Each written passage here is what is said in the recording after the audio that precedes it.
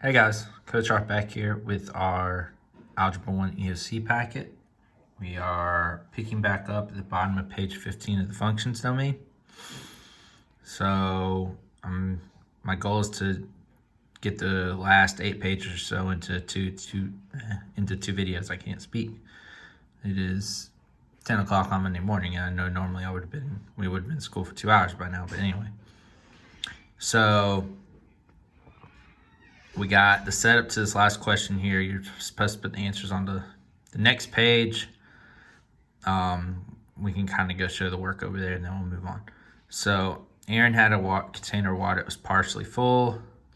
She used a garden hose to fill the rest of the container. So I already had some water in it to begin with. She's filling it at a constant rate.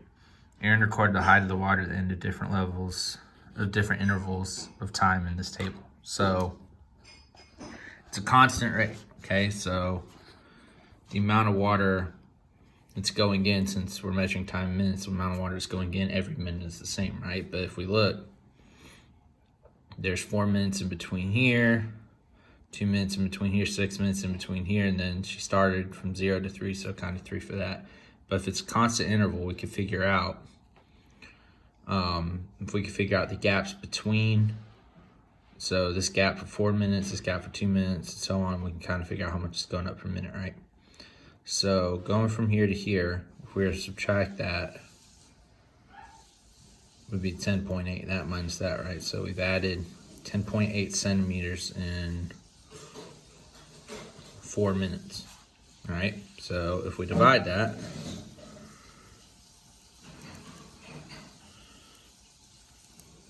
it's going to give us 2.7 centimeters. You can check the math if you want.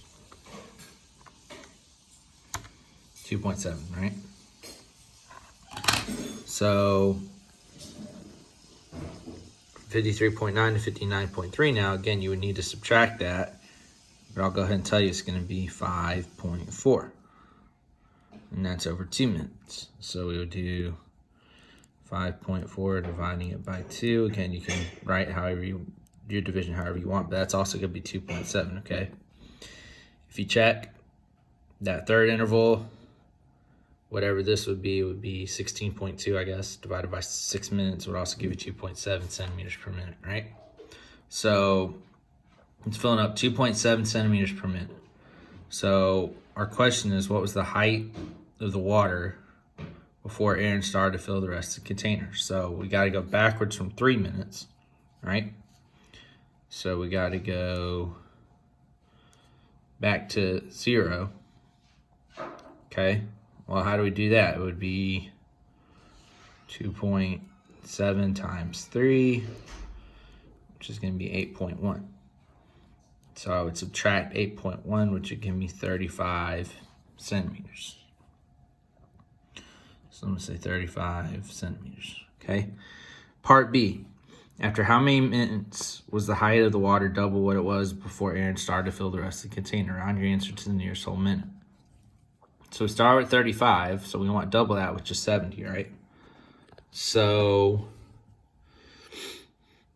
let's look at our table, see if we can find a good starting point, okay? 59.3 is the lowest number, below 70, and then 75.5 is above it, right? So we can still start here and go backwards, right? And so if at 15 minutes it was 75.5, I'm going to subtract 2.7. So 14 minutes, it would have been 72.8.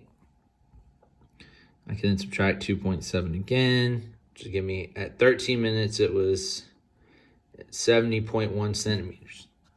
So after 13 whole minutes, it was here. So that means just before 13 minutes, so maybe like 12 minutes and 55 seconds, it was at 70 centimeters. All right, if we read the question, we want the round answer to the nearest whole minute. So if we're at 12 minutes, 55 seconds. I'm just going to say as an example, we'll round up to 13 minutes anyway, right? So 13 minutes. Does this equation model the relationship H equals 2.7 meters plus 35? Explain why or why not. Write your answer in the space provided. No, the only kind of flaw I could see here would be using m. Again, our height is in centimeters. And, something like that, if taken out of context, might imply meters because, or excuse me, I got that backwards. I'm sorry. The M is minute. No. I had that right. No. I'm sorry. The M is minutes. I'm sorry. The M is minutes. So how many are minutes times 2.7 plus 35 equals height? So I believe that's right because if you had 0 minutes, right?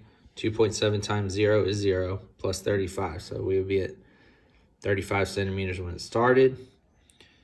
Again, if you want to try a couple of these, plug 3 in. So 3 times 2.7 would be 8.1 plus 35 would give us that.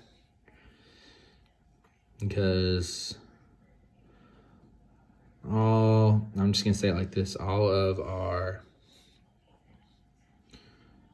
time inputs, including 0,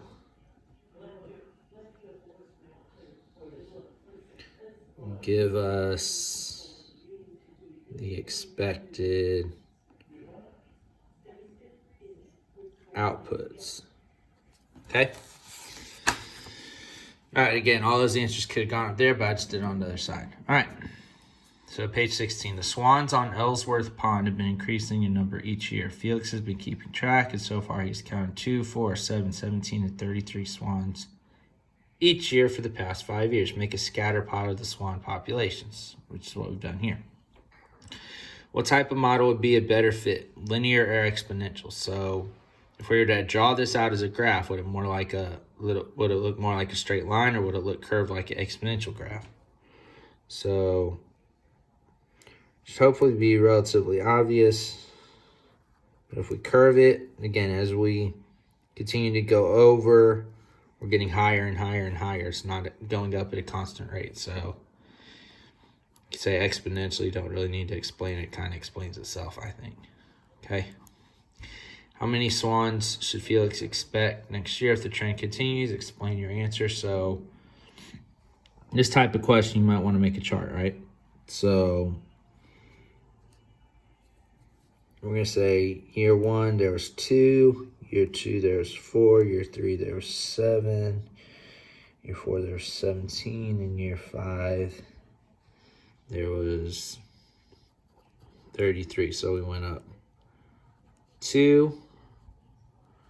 We went up 3. We had a big jump here. That's what bothers me a little bit. We went up to 10. And we had a jump to 16. So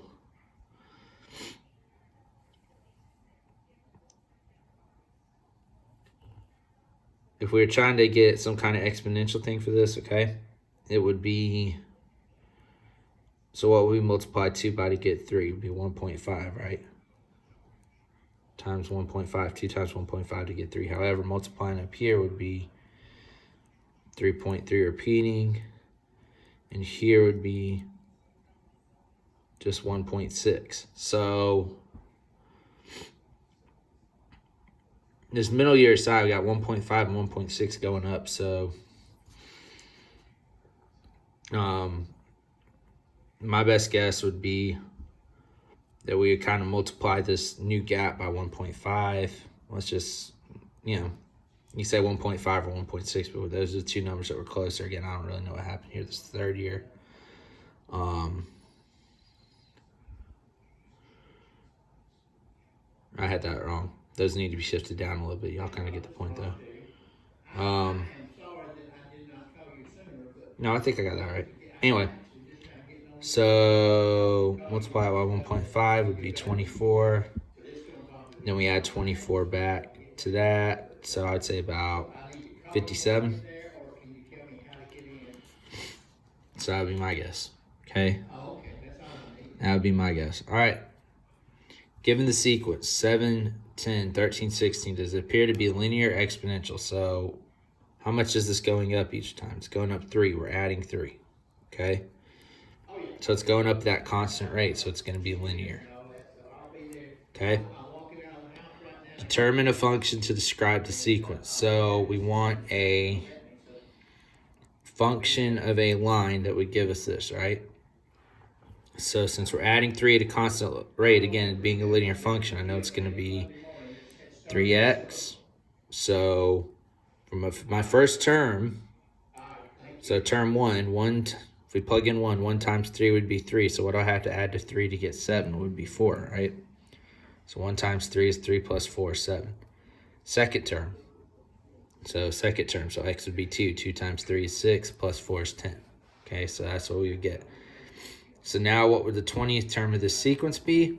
So now all we got to do is plug in 20 right there. 3 times 20 plus 4 would be 60 plus 4, which of course is 64. All right, got through page 16 pretty fast. All right, page 17. 17 up top. Okay. Which scatter plot best represents a model of linear growth? Okay. So it's different companies, the years you are at a company, and vacation time accrued. Okay. So this one kind of looks like it's on a curve slightly going up, right? If we were to kind of draw it out. Looks something like that. I know I didn't quite connect the points, but y'all kind of get the idea. This one looks pretty much like a straight line, right? This one, for the most part, looks like a straight line. You kind of go down a little bit, you drop down a little bit, you kind of flatten out. Kind of almost looks like a water slide. It's kind of what I'm picturing. So this is still relatively close to being that straight line. And then this one's just all over the place. There's no real correlation here at all. So it says best represents a model of linear growth. That's the other key too. This is growing, this is declining. So we got to go with the answer choice B. Okay. Which scatter plot best represents a model of exponential growth? So again, you kind of want to draw the lines to connect the points. This one kind of looks like it's curving up like an exponential graph, right? This one, it looks a little curved here at the bottom. I don't know if it's because the dots are closer together. Maybe it's kind of an optical illusion thing, but it straightens out more or less after that.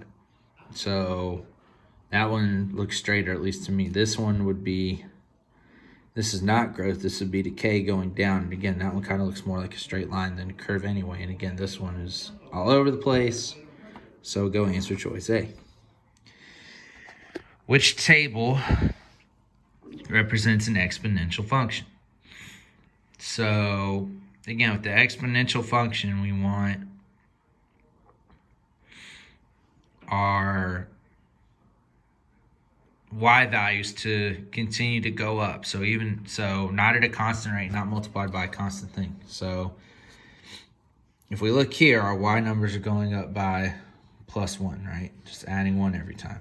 All right, so it's not A. Here, we're adding 22 every time. Okay, again, you could say you're multiplied by 2 there, but then you're not multiplying by 2 to get that. So we would be adding 22 for that one, for all of them.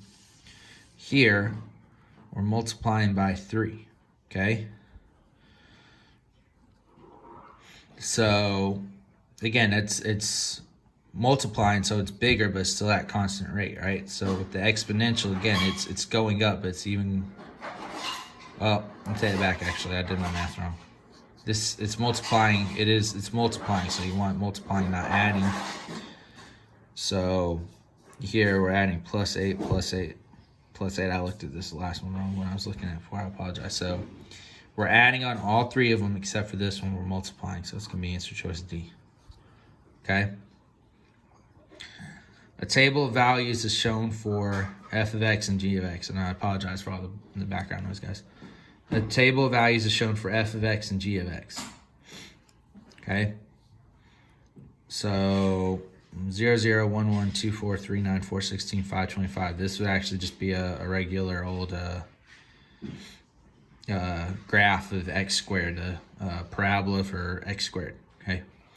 0, -2, 1, -1, 2, 1, 3, 5, 4, 13, 5, 29. So this one This one's also the table for quadratic, but it's the function has been changed a little bit, okay?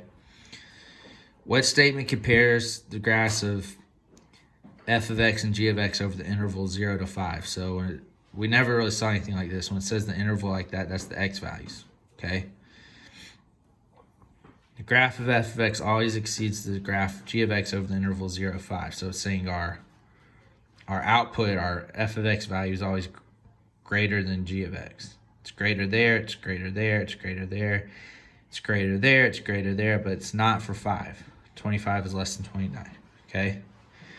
G of x always exceeds the graph of f of x. Well, obviously we know that's not true. Yeah. The graph of g of x exceeds the graph of f of x over the interval 0 to 4. But again, we just saw that it's f of x over g of x. All right, so then D, the graph of f of x exceeds the graph of g of x over 0 to 4, and the graphs intersect at a point between 4 and 5, and the graph of g of x exceeds the graph of f of x after that. That's going to be our answer. All right, page 18. Let's see here. Which statement is true about the graphs of exponential functions? The graphs of exponential functions never exceed the graphs of linear and quadratic functions. So I have to go back to the example we saw to look at one of these. Okay, I think I got it right here. So again, with that straight line, and this is kind of the best way I see it. A straight line, this is linear, right? And they kind of had it over here.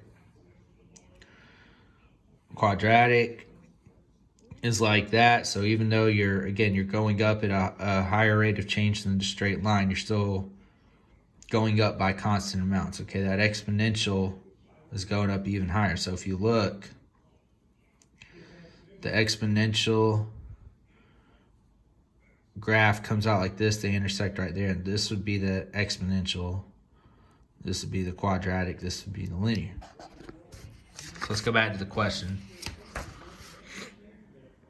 Okay, so it's the graphs of exponential functions always exceed the graphs of linear and quadratic functions. Again, when it says exceed, it means it has a higher y value, right? Well, obviously that's not true there. It's under the linear. It's not true kind of in this portion because this line right here is the quadratic. This is exponential, right? But eventually, we got to where it's up here. So if this kept going up, right? Quadratic, right? Linear would be up here. Quadratic's here. Or excuse me, exponential's up there. Quadratic's here. Linear's here. So my exponential function value is higher than quadratic and linear. So eventually, it would exceed the linear and quadratic. Okay, so answer choice C. Which statement best describes the comparison of the function values for f of x and g of x? So when x is 0, f of x is 0, g is negative 10. When it's 1, f of x is 2, g is negative 9, 2, 4, negative 6, 3, 6, negative 1, 4, 8, 6, okay? So for this interval, okay, so this is for the functions always, right? So we have just the table showing a part of it. The values of f of x will always exceed the values of g of x. Well, let's look, okay? The difference here is 10, 0 and negative 10, right? 2 and negative 9, there's a difference of 11. 4, negative 6, difference of 10. 6, negative 1, difference of 7. Now 8 and 6, there's just a difference of 2. So g is closing in on f of x and will eventually pass it, right? So it's not A. We know it's not B based on the table. Again, A looks true just based for the table, but if you look at C and D, you kind of get the, kind of gives you that better idea that we're talking about the whole thing, not just over this table, right? The values of f of x exceed the values of g of x over the interval 0 to 5. Well, again, we're only at 0 to 4, right? and we've closed this gap to 2. So we don't know about 5, but the values of g of x will begin to exceed the values of fx within the interval 4, 5. So it's closing the gap enough that I think we could safely assume that by the time you got to 5, this was 10. We'll say there is a pattern here, but we would say, so I'm adding 1, I'm adding 3, I'm adding 5, I'm adding 7, I'm adding 9. It would be 15 if I did that right, okay? So it's answer choice D. If y'all didn't see what I did plus 1, plus 3, plus 5, plus 7, now plus 9 like that, okay? Alice finds that her flower bulbs multiply each year. She started with just 24 tulip plants. After 1 year, she had 72 plants. 2 years later, she had 120. Find a linear function to model the growth of Alice's bulbs. So, okay, we're going up by 48, 48, 48, right? So adding 48 every year would be the same here as well. So it tells us at year 0, we have 24. So we started with 24. Okay, this one's pretty easy. And then we're adding 48 every year. So 48x plus 24. That one's pretty easy. If the parent function is f of x equals mx plus b, so line and slope intercept form, what is the value of the parameter m for the line passing through the points -2, 7, 4, 3? So again, this is kind of wordy, but what's the value for parameter m? What does m represent in this? Slope, right? So all we got to do is get the slope for those 2 points. I'm trying to remember if it was on y'all's or Algebra 2. I think it's on y'all's. Or algebra or geometry, I meant. Yeah, it's on y'all's. There's slope. Formula to find slope if you don't remember it. So I'm going to do y2, 4. Rise, it's just rise over run, right? So 4 minus -2 over 3 minus 7. So I'm doing that. I did my x's. My bad. I'm sorry. No, it's early. I did my x's first. I want my y's first. So 3 minus 7. I apologize. Over 4 minus -2. 3 minus 7 is -4. 4 minus -2 would be 4 plus 2, which is 6. -4, 6 simplifies to -2/3. Answer choice D. Okay. Consider this function for cell duplication. Cells duplicate every minute. F of x equals 75 times 2 to the x power. So what does this function represent? Okay, what does everything in here represent? 75 is the initial number of cells. 2 indicates the number of cells, that the number of cells doubles every minute. 75 is the initial number of cells, and 2 indicates the number of cells increases by 2 every minute. So if we start at 75, 75, 77, 79, like that, right? The 75 is the number of cells at 1 minute, and the 2 indicates the number of cells doubles every minute. Or the 75 is the number of cells at 1 minute, and the 2 indicates that the number of cells increases by 2 every minute. So again, this kind of indicates duplication, okay? So again, it kind of looks like multiplication, and the prefix there means a double, okay? Duplicate, you also have that right there, right? If you don't know the word. So it's doubling every minute, right? So we can kind of knock out B and D. Again, we would, if you want to check, okay, 75 is the number of cells at 1 minute. Well, again, if x is our time, if we plugged in 1, 2 to the first is 1, or excuse me, 2 to the first is 2, 2 to the 0 is 1. 2 to the first is 2, 75 times 2 would be 150, so it'd be 150 after 1 minute, not 75. So 75 is the initial number. So it's A. Okay? All right, I'm going to take a peek at page 19 here.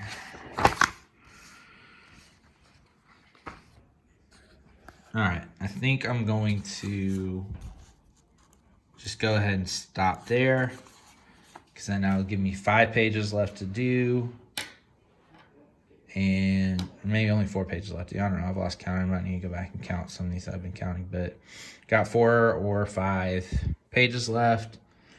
Again, I apologize for all the background noise earlier in this video. 4 or 5 pages left, and that will be the last video. So I'm going to stop, reset, and record the last video.